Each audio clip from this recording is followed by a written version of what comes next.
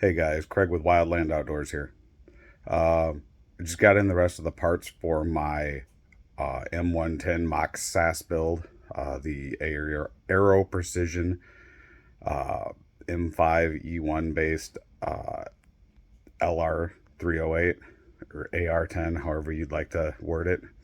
Basically, my take on the military's M110 precision sniper system.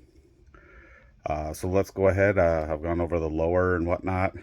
Um, let's go ahead and go over the rest of the parts. I do have, which I'm not sure if I showed in the last video or not, but I do have an M5E1, the enhanced upper receiver, that's sitting on the rifle right now, or on the lower. But give me 1 second to get the camera turned around, and I'll show you what the rest of the parts is and why I chose them. Okay, so obviously with the M5E1 system, I went ahead and chose I believe it is 16.6 inches, so a little over 16 and a half inches for the M5E1 handguard. I'm not really a big fan of the long barrels sticking out of the handguard. I like things to look kind of more symmetrical and, just kind of more clean, I guess, would be in my opinion. So I did go with the 16 and a half inch, 16.6 inch enhanced M5 upper, or M5 handguard rather. I went with the Radeon Raptor AR10 ODE Ambi charging handle. I've got the Ultradyne Apollo Max 762 muzzle brake. This may or may not stay on this rifle for a period of time. I'm hoping in the next year to get myself a suppressor. If that's the case, then obviously this will come off and may find its way onto something else, or I may leave it on this semi-auto platform and use the suppressor on my bolt gun. I haven't decided. 25 round Magpul mags. I've got about 5 of these. I went with the Wilson Combat 308 bolt carrier group. I believe this is nickel boron coated. It almost looks chrome to me, but I believe that everything said it was nickel boron coated. But it's a very nice, stout bolt carrier group for sure. Aero Precision rifle length gas tube. I don't know. This is the black melanited version. I mean, it's a gas tube. I'm not too worried about it. Superlative arms, or superlative arms, however you'd like to say it. Adjustable gas block. This is the .875 set screw version in the black melanite. And then I have a 20-inch 1 in 10 twist Wilson Combat Super Sniper 308 barrel. So let's start at the barrel, and then we'll kind of work backwards on why I chose these parts. Originally, I wanted to get a Criterion M118 match barrel. However, in the various months that I've been looking at parts and planning this build, they've been out of stock everywhere. So instead, I ended up going with this Wilson Combat barrel. I've read a lot of reviews. Supposed to be a very good, very accurate barrel. Obviously, everything Wilson Combat makes is top notch, so I figured this would be a good choice. It's a thicker profile barrel with the 875 gas block seat. So, and I didn't really sacrifice much in weight had I gone with some of the other brands. Like I was looking at Ballistic Advantage. I was looking at a couple of other ones, and there's not Not really a whole lot of difference in weight. So we're going to give this Wilson Combat a try. I will keep you guys up to date on that. The superlative arms adjustable gas block. This is now pretty much the only adjustable gas block I'll use. I have it on my AR-15. Again, I need to get another one for my other AR-15. And then obviously I've got this one here for the AR-10.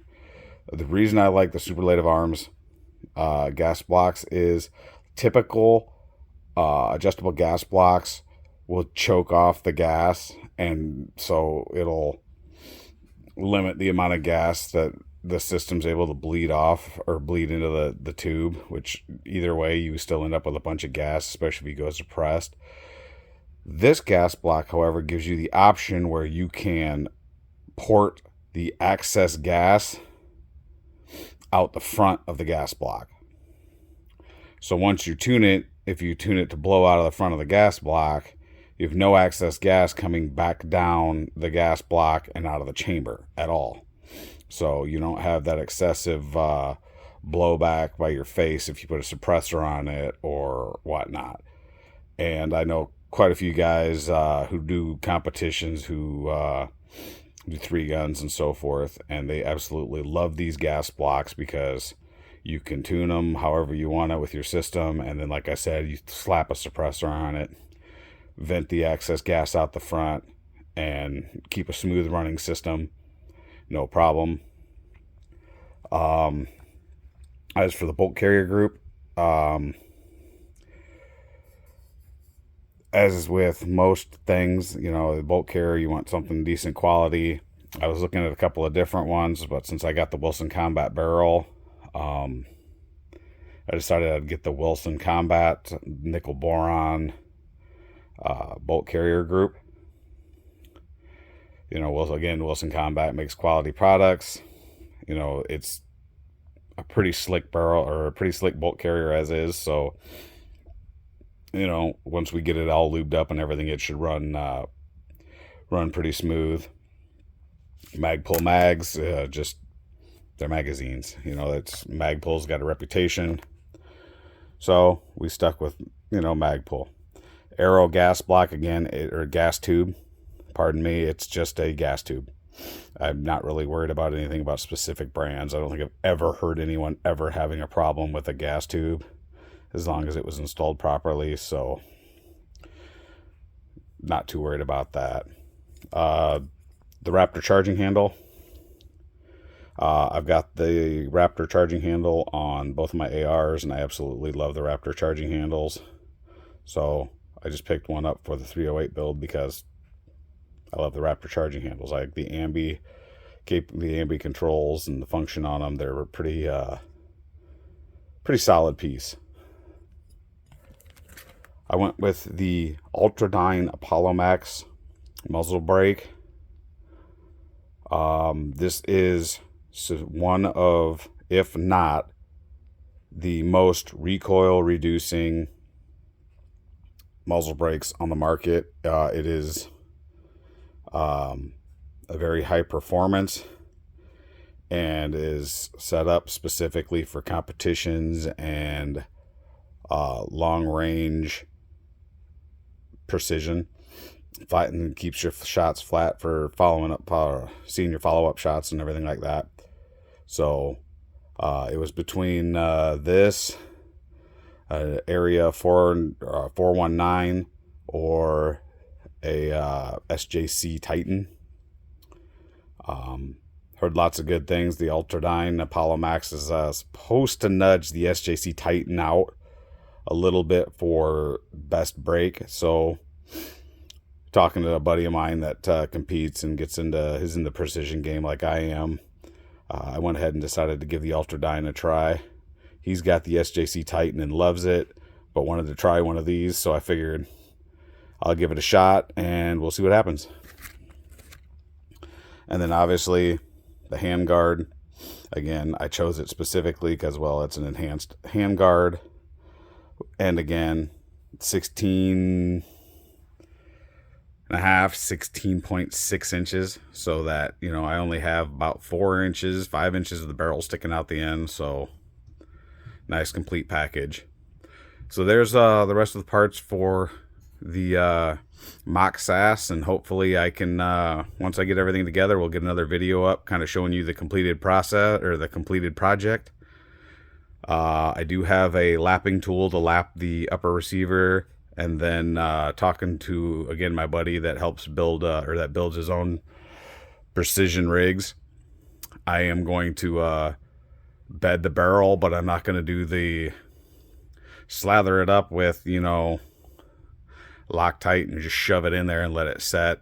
I'm going to do it the right way. I've got some stainless steel shim stock. I just kind of need to figure out exactly how much I need, you know, 1,000, 1,500, whatever, to tighten up that fitting.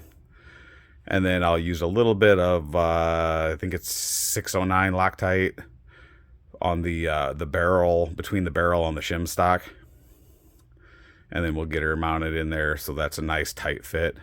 So again, once I get everything done, I'll come back. It's going to be kind of an ugly looking build. It's got, you know, everything's FDE or ODE except for the upper, which is black. I do plan on getting it Cerakoted, either OD green or maybe into some sort of a camo pattern. If you got an opinion on a color, let me know down below in the comments. Otherwise, we'll see you in the next one when I get the build complete. Remember, train with what you got.